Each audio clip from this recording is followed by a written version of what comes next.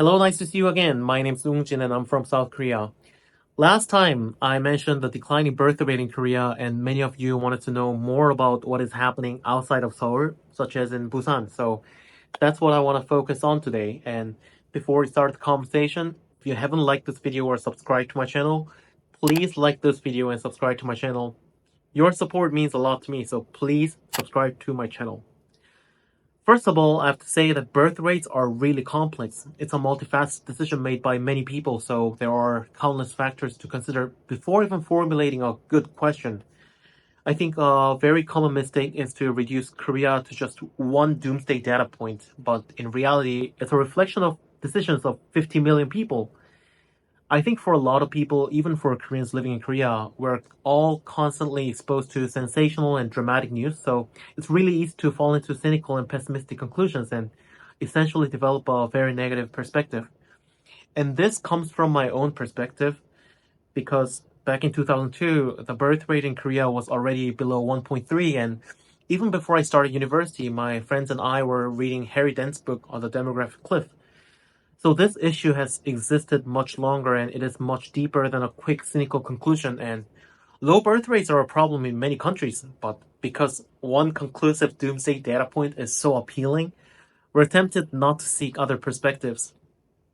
The data point is the outcome of multidimensional issues and we can differentiate by many factors. For example, we can differentiate by income because at the bottom of the financial ladder, it's partly due to affordability, while at the top, it's what the Indian diplomat at the UN called development is the best contraceptive. Or we can differentiate by age because people of different ages have different motivations, and Korea's marital age is getting higher and the age at first birth is the highest in OECD countries. Or we can differentiate by gender, as someone pointed out in the comment section, because men and women might have different reasons and approaches. Or you can differentiate by region, just like what I'm doing right now, because in different areas, the driving factors are different because the influx into one area is the outflux from another area. And I think this sort of complex analysis is not some easy critique of, oh, my country's failing, or some people on TikTok saying, the Korean race is failing itself, because it's just happening everywhere, but just to a slower degree. And our average age is growing everywhere, and many social institutions like Social Security are going to fall apart. Remember the massive demonstration of more than 1 million people in France in early 2023 against pension reforms?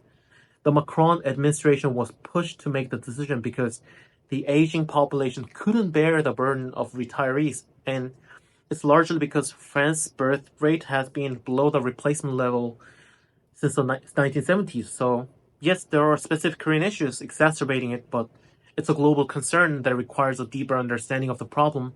And for sure, I'll talk about other Korean issues later as well. Anyway, I want to dive into regional disparities this time. The first thing I want to show you is the population cartogram of Korea. This is from 2010, and you can see Seoul is really inflated, and it shows how extremely centralized Korea is. This is not very pretty. Have you heard of Zipf's law or the Pareto principle? They describe how things often follow a power law distribution, which also apply to city sizes, which is called the rank size rule. According to this rule, the second largest city in a country should have at least half the population of the largest city, like New York and Los Angeles, or Berlin and Hamburg, or Paris and Marseille. But in Korea, the greater capital area has more than half the entire population. Half the entire population is in the capital region. Isn't it crazy? Now, I want to show you some data from the Korean broadcasting system about this issue. And look, only 11.8% of the Korean territory belongs to the greater capital area, but it has more than half of the population. So back in the 1960s, the greater capital area had about 20% of the population, and it has steadily increased to 50% today. This is the cartogram based on the population's data from Statistics Korea. This is the Korean territory, and here you will see how the depiction of each region inflates based not on the area, but on the population. So look, it inflates like this. It's not a pretty picture. And this is the reason I think the regional disparity has to be taken really seriously when dealing with issues in Korea. And in the greater capital area, 74% of the top 1,000 companies are located and this area is responsible for 81% of the credit card use. According to a survey, 40% of people agree with the statement that the remoteness from Seoul would give people anxiety, and especially half of Seoul residents agreed with the statement. So look, Busan is the second biggest city in Korea, but the drainage of the young people is so severe that it's called the old man in the sea, with the lowest proportion of young people among major cities at 26%.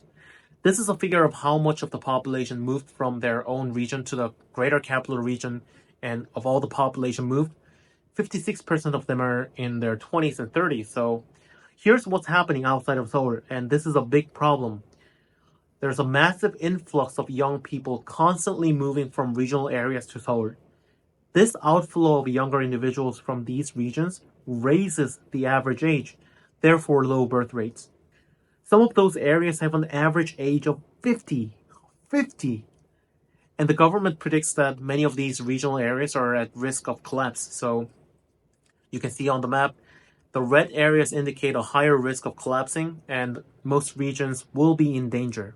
Do you remember when we talked about Jakarta, Indonesia, and how the job market there is more affluent in Jakarta than in other regions? Well, it's similar in Korea. This is a job searching platform named Job Korea, and look, this shows 70,000 search results for Seoul, while other areas have significantly fewer opportunities. So this concentration of jobs in Seoul swallows up the whole young population, and the capital area has been densely populated with full of young people living alone in small apartments, while regional areas suffer a higher average age. If you visit a regional city like Pohang and take a public bus, you will immediately notice the aging population. And this is so severe that what concerns me while making this video is that the term regional area doesn't precisely capture the meaning of jibang in Korean. The nuance is different.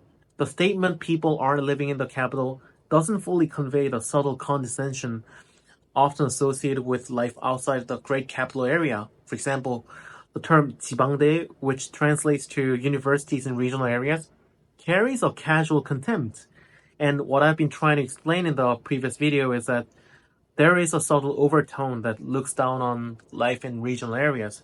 So in Seoul, it almost seems like a scene from a Malthusian trap where people come to the city and it drives the cost of living more expensive and all the hell breaks loose. But there is more to it, which is that the housing prices are not just driven by the population density alone. Housing prices are also driven by a real estate bubble in the metropolitan area, similar to what Japan experienced in the 1980s, and this has created what is now called the invincibility of Seoul real estate. Because no matter what you do, if you buy some good property in Seoul, you can always benefit from rising property prices. And now 80% of Korean household assets are trapped in real estate. So yes, housing is indeed a big problem, and it's been exacerbated by multiple governmental policy failures, as well as some cultural emphasis on living only in the metropolitan area. So centralization is happening at many different levels.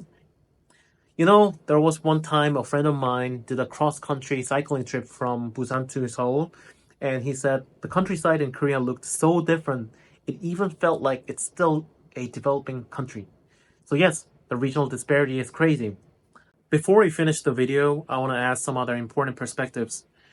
There are certainly a lot of videos online where Koreans talk about their personal experiences and relate them to the broader culture and use them as a basis for stronger arguments and assessments regarding the decline in birth rates. Those stories are the stories of the people, so they are valuable, but I also want to emphasize that when we develop new perspectives and theories, we can also look into the analyses made by other professionals, especially demographers. And the reason I brought up Korea being a city state is because it's not only the anecdote that my friends and I can relate to, but also because it is one of the really significant reasons pointed out by those experts in Korea. And these ideas surrounding regional disparities are not really easy to grasp if you're not really familiar with Korean culture or if you haven't really lived in Korea for a very long time, including your childhood. And I think these issues are highly local and very complicated.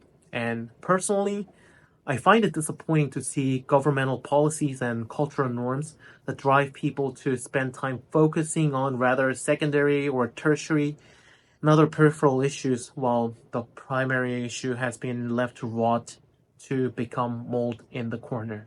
But I really want to bring positive perspectives about Korea as well. I really want to do. A lot of people from abroad are getting jobs in Korea, and I think Korea has a lot to bring to the table, and there are really a lot to talk about. And I would say it's still a nice country to live in despite all the negative news, and it's not just my internalized nationalistic propaganda. So anyway, I hope you liked this video, and if you have any opinions or ideas or requests for issues to be covered, please leave them in the comment section. I read all of your comments. I started making horizontal videos because one of your comments recommended it, and don't forget to subscribe to my channel. See you next time. Bye bye.